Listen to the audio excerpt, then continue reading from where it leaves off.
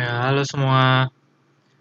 Kali ini kita akan membahas keterkaitan stenografi, kriptografi, watermarking terhadap security informasi. Oke, stenografi itu apa sih? Stenografi sendiri itu seni dan ilmu menulis pesan tersembunyi atau menyembunyikan pesan dengan suatu cara. Sehingga selain si pengirim dan si penerima, tidak ada seorang pun yang mengetahui atau menyadari bahwa ada pesan rahasia.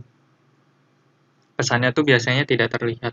Stenografi sendiri itu termasuk penyembunyian data digital dalam file komputer.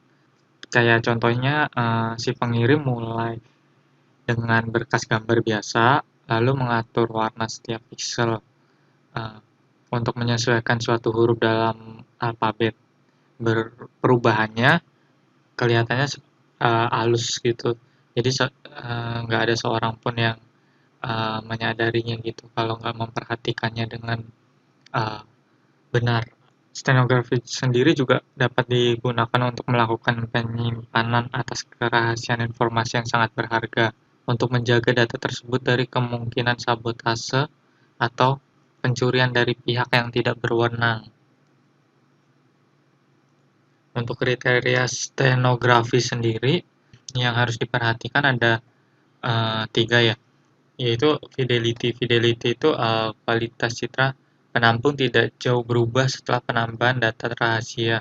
Citra hasil stenografi masih terlihat sangat baik, jadi antara data yang asli dengan data yang sudah disisipkan pesannya tidak terlihat perbedaannya. Lalu robustness data yang disembunyikan harus tahan terhadap manipulasi yang dilakukan pada citra penampung. Bila pada citra dilakukan operasi pengolahan citra, maka data yang disembunyikan tidak rusak.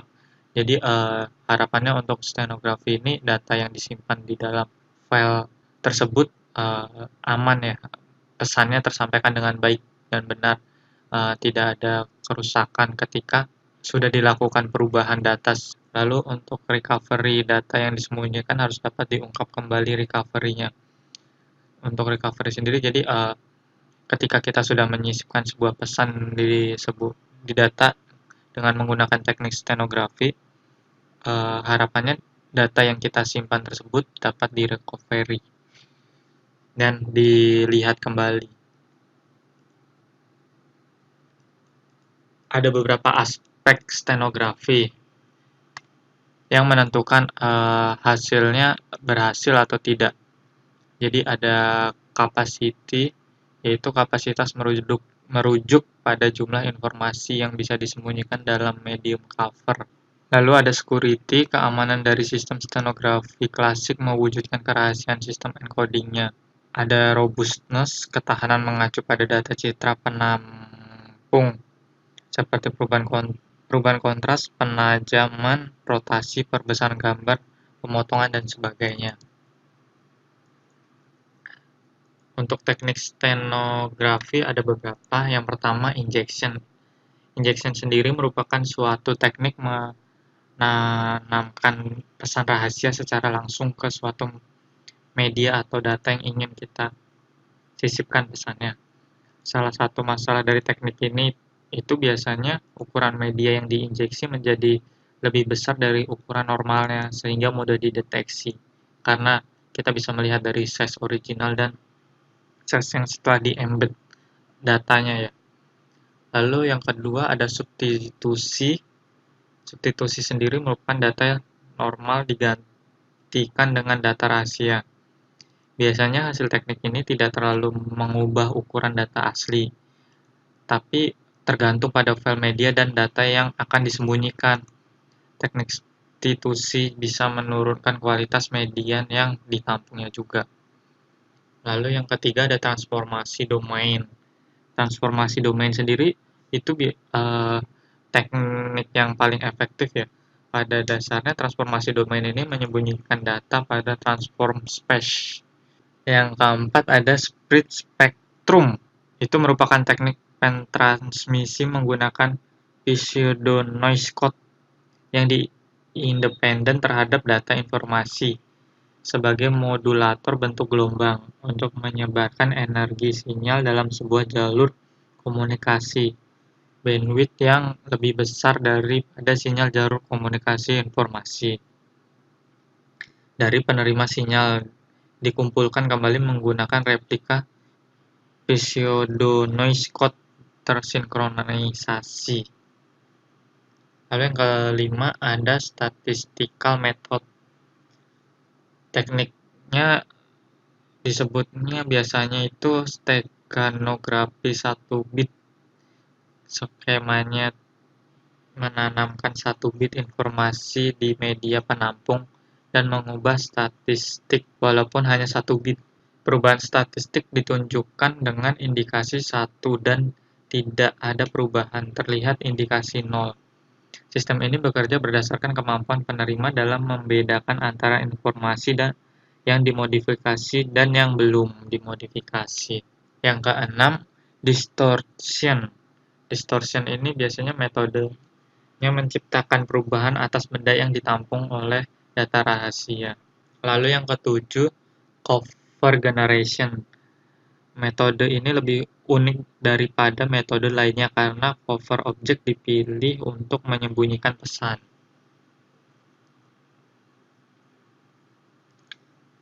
Selanjutnya metode stenografi sendiri ada 4. Yang pertama, least significant bit. Menggunakan cara menyisipkannya pada bit rendah atau bit paling kanan, LSB, pada data piksel yang menyusun file tersebut. Pada berkas bitmap 24 bit, setiap piksel pada gambar tersebut terdiri dari susunan 3 warna merah, hijau, dan biru atau RGB biasanya, yang masing-masing disusun oleh bilangan 8 bit dari 0 sampai 255 atau dengan format biner 0000 sampai 111. Dengan demikian, pada setiap piksel berkas bitmap 24 bit, kita dapat menyisipkan 3 bit data. Yang kedua, ada algorithms and transformation. Menyembunyikan data dalam fungsi matrika. Dua fungsi tersebut adalah distress Quotient transformation dan wavelet transformation. Fungsi DCT dan wavelet yaitu mentransformasikan data dari satu tempat ke tempat lain. Fungsi DCT yaitu mentransformasikan data dari tempat spatial ke tempat frekuensi.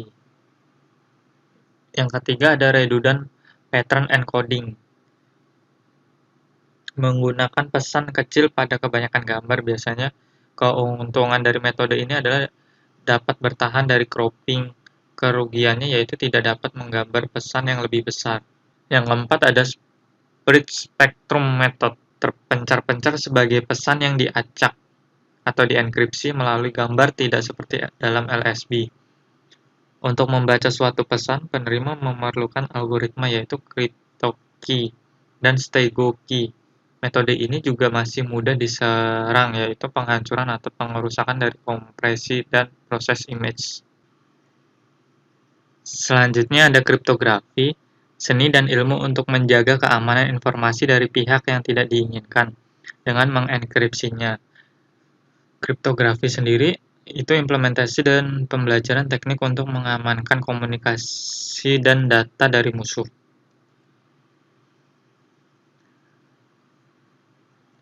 Berbagai algoritma kriptografi bekerja. Yang pertama ada kriptografi simetris. Sistem enkripsi di mana pengirim dan penerima pesan berbagi satu kunci umum yang digunakan untuk mengenkripsi dan mendekripsi pesan. Sistem kunci simetris yang paling populer adalah standar encryption data atau disingkat DES. Yang kedua ada sandi transposisi. Dalam kriptografi, metode enkripsi di mana posisi yang dipegang oleh unit teks biasa, yang biasanya berupa karakter atau kelompok karakter, digeser sesuai dengan sistem biasa, sehingga teks sandi merupakan permutasi dari teks biasa. Jadi urutannya diubah, teks biasa diubah urutannya, seperti misalnya huruf A dimulai dari G, dan seterusnya. Secara matematis, fungsi bijektiva digunakan pada posisi karakter untuk mengenkripsi dan fungsi terbalik untuk mendeskripsi. Lalu yang ketiga ada substitusi zipper. Substitusi zipper sendiri dibagi menjadi dua ya. Yang pertama ada stream zipper dan blokir zipper. Untuk substitusi zipper, metode enkripsi di mana unit teks biasa diganti dengan teks sandi menurut sistem tetap. Stream zipper algoritma enkripsi simetris atau kunci rahasia yang mengenkripsi satu bit dalam satu waktu. Dengan stream zipper atau bit teks biasa yang sama akan dienkripsi ke bit dan bit yang berbeda setiap kali dienkripsi. Sedangkan untuk blokir zipper, metode enkripsi yang menerapkan algoritma deterministik bersama dengan kunci simetris untuk mengenkripsi blok teks daripada mengenkripsi satu bit pada satu waktu seperti dalam sandi aliran. Contoh blokir zipper yang umum dipakai itu AES, enkripsi blok 128 bit dengan password panjang yang telah ditentukan. Kriptografi dalam kehidupan sehari-hari biasanya digunakan untuk autentikasi. Kriptografi kunci publik yang sangat penting. Autentikasi sendiri biasanya dipakai untuk mengenkripsi password yang biasa kita gunakan untuk mendaftar di suatu website. Jika website tersebut menerapkan sistem kriptografi, maka password tersebut tidak akan terlihat plain text atau teks biasa. Biasanya ada gabungan dari beberapa teks seperti itu. Lalu ada stamping waktu. Stamping waktu itu teknik yang dapat memastikan bahwa dokumen elektronik atau komunikasi tertentu ada atau dikirim pada waktu tertentu.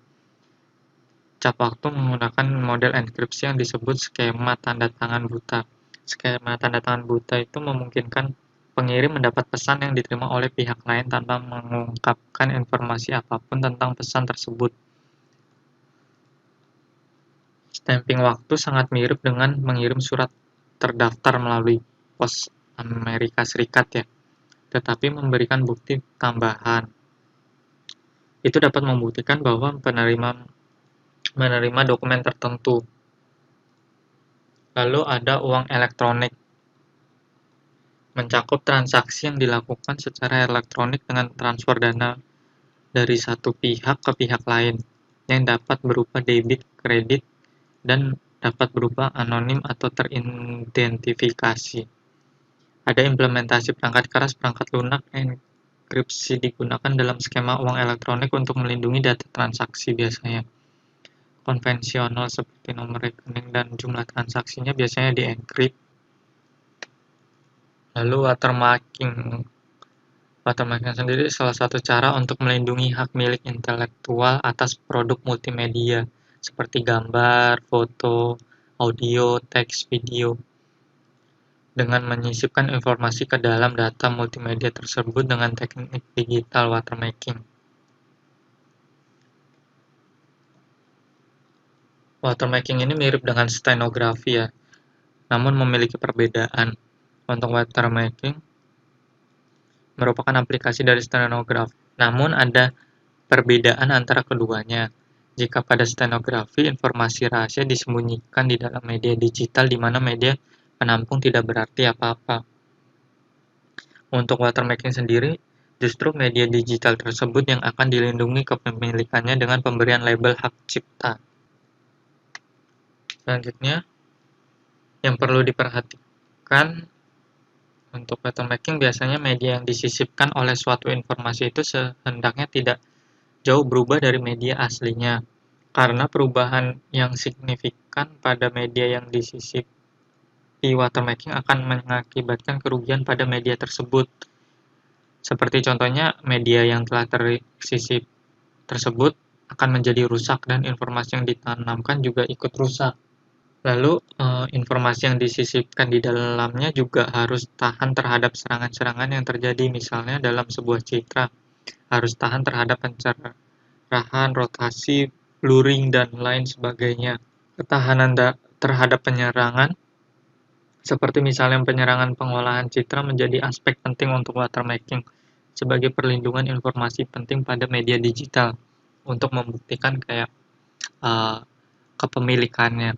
Pengungkapan informasi harus bisa dilakukan kembali untuk dapat mengetahui pemilik sah dari media digital yang telah disisipkan informasi. Jika ada pertanyaan bisa komen di bawah ya. Terima kasih.